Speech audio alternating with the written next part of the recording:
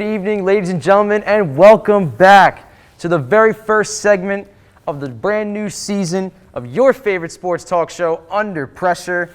I'm your host for this segment, Nick Presto. Of course, joining alongside me are my two co-producers for this great show, Nick Santamouris and Erin Mulligan. Thank you guys so much for being here. So, the very first segment, the first thing that we want to talk about are these baseball playoffs that are definitely heating up.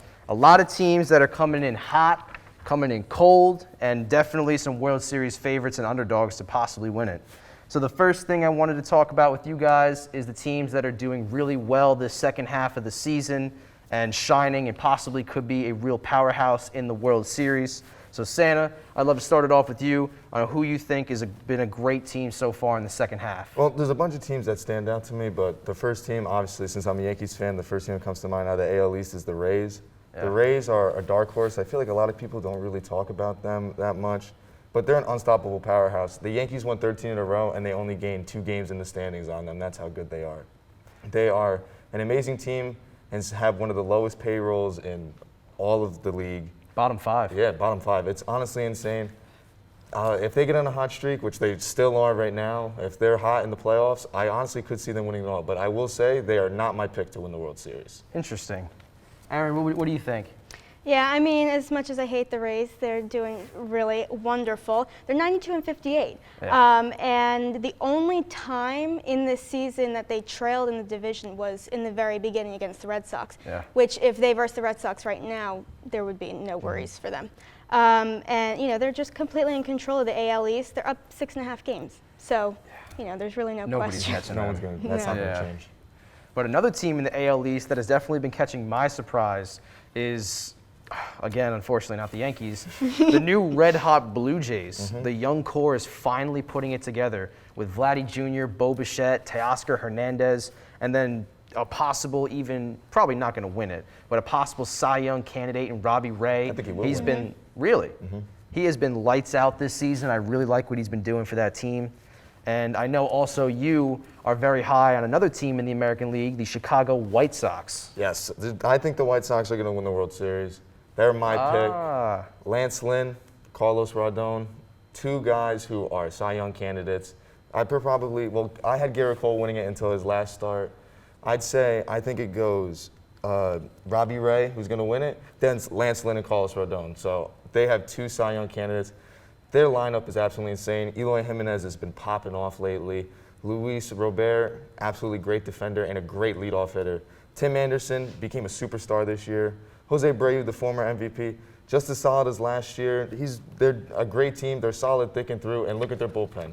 Liam Hendricks, Craig Kimbrell, arguably the best arm in the American League as a closer. Probably and they traded for arguably the best closer in the National League at the time in Craig Kimbrell. Yeah. They're, again, another unstoppable powerhouse, so I'm really big on them. And they also got other young guys like Michael Kopech in that pen. Insane. They probably have the best bullpen in the league, in all seriousness.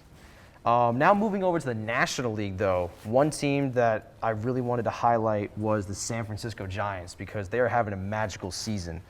Chris Bryant, their latest addition, was a phenomenal pickup for them. I feel like he really added to what Buster Posey and the rest of the Giants are really doing, and especially early on in the season, it looked like starting pitcher Kevin Gausman might have even been a Cy Young candidate. He fell off a little bit, but he's still a phenomenal player. So with that being said, I think the Giants are definitely a real threat, and they've been playing phenomenal. Erin, what do you think? I actually think they're going to go to the World Series. Really? Yeah, I believe that. And, I mean, right now they have a 1-game lead over the Dodgers. And they have guys like Chris Bryant, you said, and then Brandon Crawford. I love watching him play. And, you know, he's a fan favorite. So I think, you know, they're first in the NL West as well. So I think they could go all the way. For sure. They definitely have just had a magical season the whole way. And the last team that I wanted to highlight for the teams that are doing phenomenal this season, I know you definitely wanted to touch on this one, the Brewers. The Milwaukee Brewers have been playing phenomenal. And before you get into their pitching staff, which is what the highlight is, Avisail Garcia has been having a phenomenal season for them. It's very underrated. He's batting almost 300 with 30 home runs in the season. He's having a phenomenal year. Christian Yelich, a little bit of a down year, but the team definitely picked up around him. Now you, I know, definitely wanted to talk about their 3-headed monsters of pitching. Yeah, they arguably have the best 3-headed monster in the league. I mean, They have Brandon Woodruff, Cy Young candidate. Corbin Burns, he might win it. And they have Freddie Peralta, again, might win it. Like, those are three guys, again, three Cy Young candidates in the same rotation.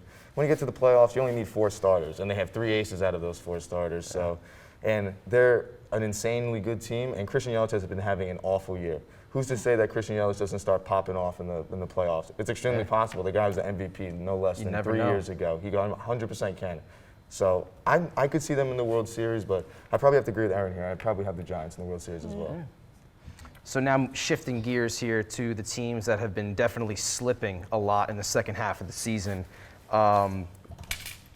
There's no hiding it. We're all Yankees fans at this table. So what's going on with the Yankees, Erin? My heart hurts. Yeah. It's sunk into the deepest trenches. I just look at the TV and I'm like, you have to be kidding me.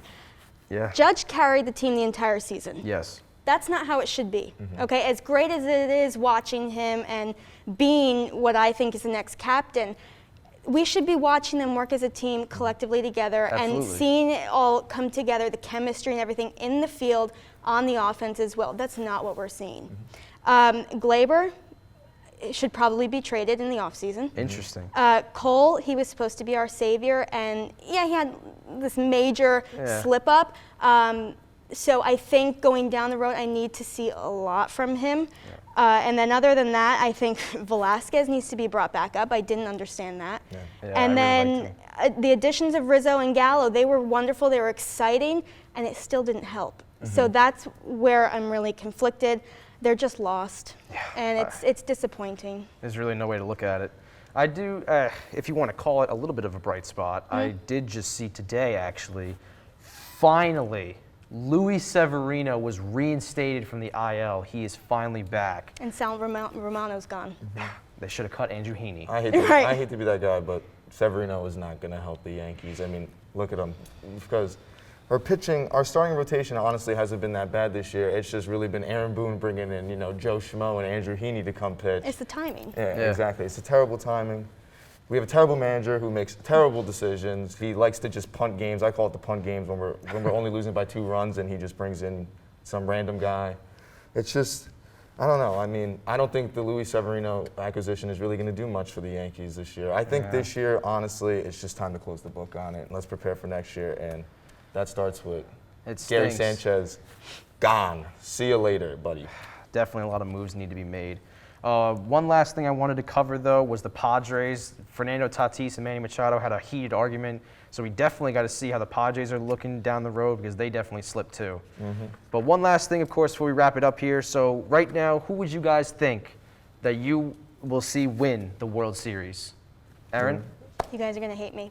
The New York Yankees.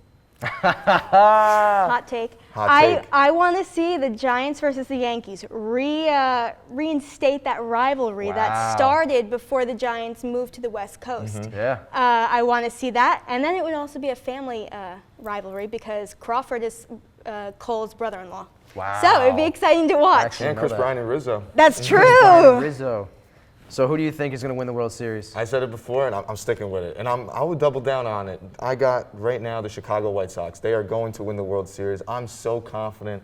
I just don't see anybody stopping this team. I get the Rays are hot, and, it doesn't seem like they're going to win. But when it comes to the playoffs, it's anybody's game. It all comes down to pitching. And when you have 2 Cy Young candidates going against the Rays pitching staff, which really is good, but when you look at it on paper, is nowhere near as impressive as the White Sox, I got the White Sox. No way they don't win. Definitely a favorite. And honestly, I'm going to have to go with the Giants. I really think Chris Bryant's going to get his 2nd ring, and the Giants are going to hoist up that trophy. Buster Posey, it's going to be a real feel-good moment. Resurgence here. Yeah. And that, guys, is the end of the first segment here. Be sure to stay tuned for our next segment coming up right after this.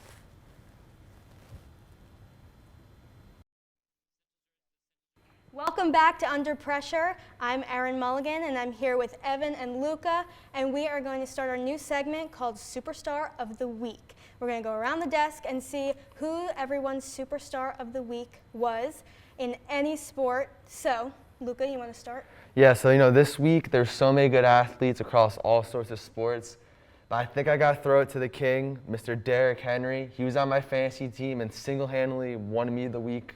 You know, he had 237 total yards and 3 total touchdowns in a game where the Titans were down by double digits twice, and still were able to prevail. So, you know, Derrick Henry's an absolute beast, and a lot of good athletes this week, but I got to give it to him. So my superstar of the week was Javier Baez, big Met fan here, so I had to pick a Met. And last 14 games, 20 for 51, 392, 4 home runs, 10 RBIs, and 8 walks, which he doesn't walk much, so that's kind of a shocker. And the most important fact, which is that he hit 1 home run against the Yankees. I mean, that's the goal here, is to beat the Yankees. Okay. Do you like Javi Baez? Are you a fan of his? Who? Him? Yeah, you. Oh, yeah, clearly. Javier Baez is an absolute beast, except when he swings at one that bounces to the plate. Then I'm like, what is happening here? I could probably do that, but for the most part, Javier Baez is the man. I don't like his attitude, personally. Anyway, so my star of the week, as much as it hurts, because I'm a Giants fan, it is Mac Jones, the savior of the Patriots. So all I have to say is, like, whoever said that Bama does not produce productive quarterbacks? Because this week he had 186 yards, which isn't, you know, it's not Patty Mahomes or anybody, but he had a 73% completion percentage, 0 picks, 3 sacks, which I don't care. And he looks similar to someone that the Pats and Pats fans have been missing a lot. And so all I have to say is, like, I mean, Belichick is so calculated. This is not a mistake, you know. I think he knew what he was doing drafting him. But I want to set the scene for everybody. It was the third quarter, about 10 minutes, 30 seconds left in the quarter. It's 2nd and 1. Mac Jones handed it off to Damian Harris, and he's running for his life, breaking through tackles left and right, and he gets to the goal line, and he's struggling to get through, and then all of a sudden you just see this skinny guy come up from the back and push him through, and it was Jones. So I don't know how you couldn't pick him as the star. But, Luca, I think you had some runner-ups. Yeah, Do you want to talk about them? There's definitely some other runner-ups coming up this week. If you guys weren't watching college football, I don't know if you saw the Oklahoma-Nebraska game this weekend, but Oklahoma quarterback DJ Graham had probably the catch of the decade. Makes Odell's catch look like nothing. You know, he was in front of his guy. You know, quarterback kind of underthrew the ball, one-hand snag over his shoulder. You know, that's not an easy play for a corner to make, especially since corners are always said to be, you know, oh, you weren't good enough to play offense as a receiver. You know, you're not good enough to catch the ball. You have no hands. You can't do it. But he just proved them all wrong. Had the absolute catch, I swear, of the decade. I've never seen a single play like it. Wasn't it awesome? I'm blanking on their backup quarterback, but he was on the Netflix series, QB1. Caleb Williams. Is that his name? I'm pretty sure Caleb Williams. He was a top recruit last year. Came in there. I think he's kind of being used like Taysom Hill right now. Okay. Where they just hand the ball off to him. But Yeah. there you go. They I think captured- also a star was Trey Young, who got an even better look at it than like even professional cameraman. true. He was on the sideline, bam, takes an image, or not takes an image, that makes no sense. Takes a video of the catch of the century. I don't know how somebody's timing could be that well. Right. Where it's like the entire game, nothing's happening, and then Trey Young pulls out his phone and that happens. I know Trey might have a career after basketball. You know, he might go to ESPN and go to cameras. Wouldn't that be cool? I mean, we've never seen that happen. You Never. know? He'd be Usually the you first. go into broadcasting, but he's going to the camera. He could be the first. Who was your other pick? So, obviously there's good plays that happen this weekend, but, you know, everyone makes mistakes, even broadcasters. We saw in the game this weekend between the Cardinals and the Vikings. The Vikings are set up for a field goal. They're about to beat the Cardinals. Everyone's excited. He kicks the field goal, the kicker, misses it wide right, and the Vikings announcer goes crazy saying he made it, just to see 5 seconds later, he's all embarrassed now that he ended up missing the field goal. Now, you don't see this a lot, but you definitely recognize it when it happens, and you feel for the announcer. You know, the Vikings have gone through a lot. They missed their fair share of field goals the past couple years, but that's a moment that guy's not going to live down. It's always going to be something that he's going to tell his kids about, his grandkids about, and pretty much everyone about. Just a very funny kind of moment to happen there, kind of a Shaq and a fool kind of moment. Definitely. Who do you blame more, the cameraman or the announcer? The announcer. I mean, we had the same picture that he had, Right. and That is I was true. able to tell that it was a missed field goal. True. The referees are right under there. You can see the reaction from the Vikings players. He didn't make it. Yeah. But I think he's just kind of hopeful. He's hoping, maybe it's just a weird angle. But Yeah, he was hoping for another Stephon Diggs, you know? Yeah, that was a big the play. Hail Mary, the Minnesota Miracle. Yeah, exactly. Evan, since you picked a Mets player, it's kind of tough to find another star on their team, but do you have another one? So I think that Lindor is the other superstar. I know that you're probably thinking, I just said you can't find another star. But Lindor hit one less home run than Javier Baez in 14 games in one game against the Yankees. So that pretty much cements you as a Mets legend, even though you're extremely overpaid and you'll probably never, produce what the salary is giving you. However, that was an insane time, and I was screaming on my couch. So. You have a lot of nerve coming on here and bashing the host's Yeah, I know. team. If I never get invited back, folks, this is the week. No bias here, though. No bias here. I do want to talk about the Mets, though. My star, if I had to pick one on the Mets, would be Pilar. And we spoke about this, previously, but I feel like he is exactly what a pro athlete represents. He got smashed in the face, broke his nose earlier in the season, and then came to the field the next day expecting to be in the lineup. Don't you guys think in today's world they're kind of treating them softer, the athletes, and expecting them to, if we're talking about the Yankees, they get soreness in their forearm and they're out the next day. Yeah. I feel like now is just the age of load management. It's huge in the NBA. You see it all the time. It's just, I know my grandfather always talks about it. It's like, they're not like when I was a kid. My arm hurt and I still played. So, it's a different age. It might actually be smarter. Guys aren't getting injured. You're paying these guys so much money to be on the field. So you're trying to keep them on the field as long as you possibly can. But like you said, sometimes that can result in an injury, and sometimes, it can hurt a team. Right. It really can. And I think a lot of people hear elderly people say those types of things and you kind of brush it off, but I think it's really true. It is. Because if you get softer and softer, you're not going to be equipped to play at the level that you're expected to be. So awesome picks today, you guys. And that's all we have today for Superstar of the Week. And welcome back, ladies and gentlemen, to the final segment we have here on Under Pressure. Just like the last segment we just had before, a brand new segment, we have another brand new segment for this year, coming out with all the stocks for the brand new season.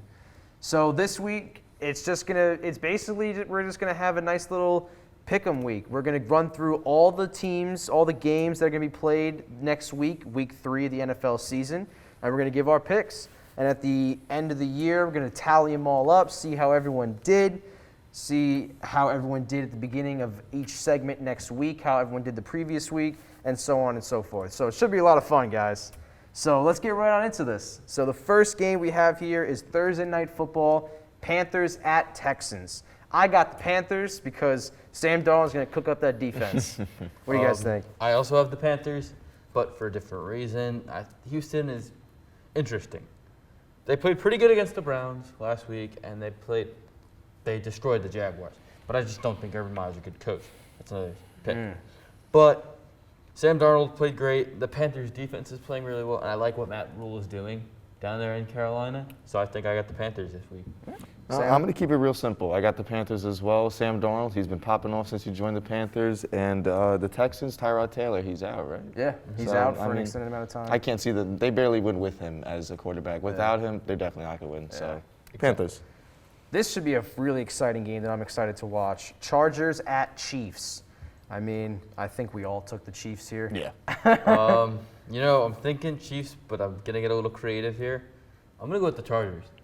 Justin Herbert, he could put up Herbert's a fight. played great, and keep in mind, that defense has shut down pretty good. They shut down Dallas and Dak Prescott. Dak Prescott really couldn't move the ball that much.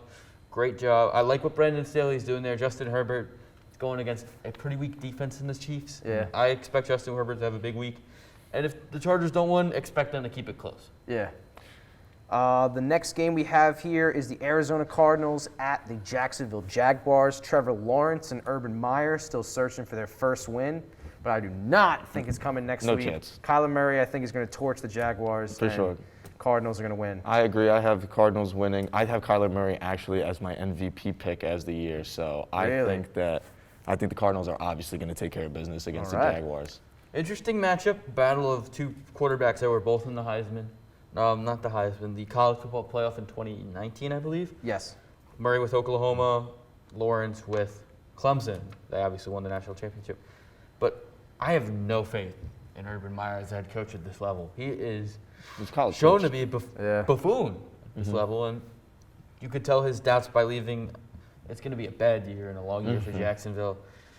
Long road. They definitely had down a long road. Expect the Cardinals to win. Even though Cliff Kingsbury will do everything in his power to blow the game, expect the Cardinals to win by at least 2 scores. I agree.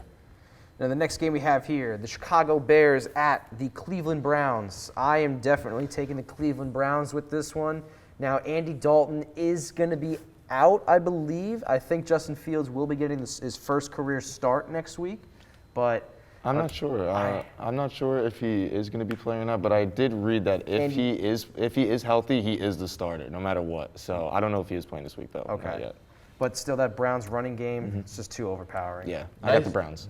Nice rebound win for the Bears last week, but the Browns are just too good. They played a fantastic game against the Chiefs, and I expect them to play a good game against the Bears again. It's Cleveland, yeah. They'll take care of business. Now, the next game, I know you guys are both iffy about this one. Washington football team at the Buffalo Bills. I have the Buffalo Bills. I think Josh Allen is going to take last week's momentum and carry into this one and get another win for Buffalo. I got Washington. Yeah. Taylor Heineke is really showing to Taylor be a baller. Heineke. Unfortunately, wasn't too happy about it, but played great against my Giants the other night. Really played a fantastic game. There's not much complaining. The interception, but that Washington defense and that defensive line for Washington going up against that poor offensive line for Buffalo, could be a bad week for Josh Allen and the Bills. This one was a hard one for me. I know I sat here for a couple minutes thinking about it, but how I see it is the Bills, they played an amazing game last week. The defense really clutched up. Thank God I have them on my fantasy team. Didn't really help me, but they clutched up. So the Bills are going to take their defensive momentum into the next week. And honestly, Josh Allen's going to do Josh Allen things, I think. What's it called? I think it's going to go to the Bills. Yeah. The next game we have here is the Indianapolis Colts at Derrick Henry's Tennessee Titans. I'm going with the Titans for sure. Carson Wentz is hurt. Jacob Eason is going to be the starting quarterback for the Colts next week. Oof. And Derrick Henry, I think, is just going to ride his yesterday's performance into next week. That's a no-brainer to me. Titans. Yeah, Titans. Not really much to say. Not yet. So the next one we have is famous Jameis and the New Orleans Saints at Mac Jones and the New England Patriots. I think Jameis Winston will have a bounce-back game from yesterday, but I think the Patriots are going to win this one. I do. I also have the Patriots. It's hard to go into Gillette Stadium and to win. Exactly. No matter what team you're facing or like what iteration of New England you're facing. Mac Jones looked to be better at last week after an okay week 1. Yeah. I mean, granted, the Jets are the worst team in football possibly. He doesn't want to hear that, but Zach Wilson. All right. So then the next one we have here is the Atlanta Falcons at the New York Giants.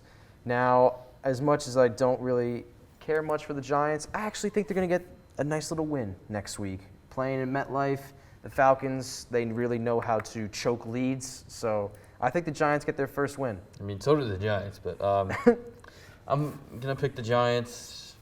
That defense, but it's going to be close. Yeah. Unless the Giants take the necessary measures to step up and win. Yes. This game's going to fall on Daniel Jones, but it's going to really fall on that defense. Can they shut down, in all terms, a poor offense in the Atlanta Falcons? I'm picking the Falcons. I think the Falcons are going to win. Right now, I have the Giants circled, but I changed my mind. I think the Falcons are going to win. I don't know. I think the Giants stink. No offense. I don't know. Whoever's a Giant fan, I'm sorry. They're not good. Daniel Jones is not the key. I know Matt Ryan also is not the key. He has never been the same since that Super Bowl. But the Falcons have enough offensive weapons in Calvin Ridley, Kyle Pitts, who is waiting to break out in the game. I think they're going to take care of business. I don't think the Giants are going to get their first win of the year. The next one we have here, this one actually really caught my eye that I think this could be a huge upset next week. I have the Bengals defeating the Pittsburgh Steelers in Pittsburgh. Joe Burrow threw 3 straight interceptions on 3 straight pass attempts in the 4th quarter against Chicago. I think he's going to be pissed off about that. He's going to come out guns blazing. And Pittsburgh, don't get me wrong, probably the best defense in the league, but I think Joe Burrow is going to have a great game. I'm going to keep it simple. I just think the Steelers are a better team. I think they got it. I don't. Yeah. We'll keep it simple from here on out. Keep it simple. I think the Bengals. The Steelers have yet to prove to me that they're a good, competent football team. Granted, I think Mike Tomlin's a fantastic head coach, but I don't see the Pittsburgh Steelers going absolutely anywhere with that big double R at quarterback, Ben Roethlisberger. Yeah. The next one we have here is the Baltimore Ravens at the Detroit Lions. I think we'll just run through these last couple picks here. So I got the Baltimore Ravens. Yeah, I think we all got the no-brainer. Ravens Yeah, here. Ravens. Lions stink. Won't change for a while. Sorry, guys. Now, this one I'm sure you guys have one, but I have the other. The New York Jets at the Denver Broncos. Denver Broncos are going to lose this game because Zach Wilson is pissed off. He is leading us to this victory. We're getting our first win. Go Jets. You guys? No. If I'm the Denver Broncos, I couldn't have asked for a better start to the season. Yep. Giants, Jaguars, Jets. Ridiculous. They could set themselves up to have a nice playoff run. And granted, Denver's got a very good defense. Once Zach Wilson proves to me that he can be competent against good NFL defenses, I will start picking the Jets. Yeah. Next, we have the Dolphins at the Raiders. The Raiders are playing phenomenal this year. I'm going Raiders. I got Raiders. I got the Raiders too. All right. No For the Tua same is gonna exact be- reason. No Tua, Yeah. no win. Tampa Bay Buccaneers at LA Rams. I got the Bucks, baby. I'm going TB12. I got the Rams. Interesting. Seahawks at Vikings. Seattle, I got baby. Seattle. I got the Vikings at home. Tough loss last week. I think they rebound this week. All right. And Sunday Night Football, we have the Green Bay Packers at the San Francisco 49ers. I have the Packers. I have the 49ers, but No. it's all based on today's game Exactly. against the Lions. If Aaron Rodgers stinks today against the Lions, I got the 49ers. Very if Aaron true. Rodgers does Aaron Rodgers things, I got obviously the Packers. And the last game of the week, Monday Night Football, probably going to be a terrible game. No, Honestly, I think this it'll could be a good the game of the week. It could be. It has Two bad potential. defenses and two pretty good quarterbacks. Could be a good game, but I'm going to go with the Cowboys. The Philadelphia Eagles at the Dallas Cowboys. Home team, I'm going with the Cowboys on Monday night. I got the Cowboys. I think Jalen Hurts stinks again. I say a lot of guys stink, but I think he stinks. And with that being said, that is all for this segment and for the show. Thank you all for being part of the show tonight. Anyone that's home watching, always stay tuned for next week as we bring you more Under Pressure. Thank you all for coming out and watching.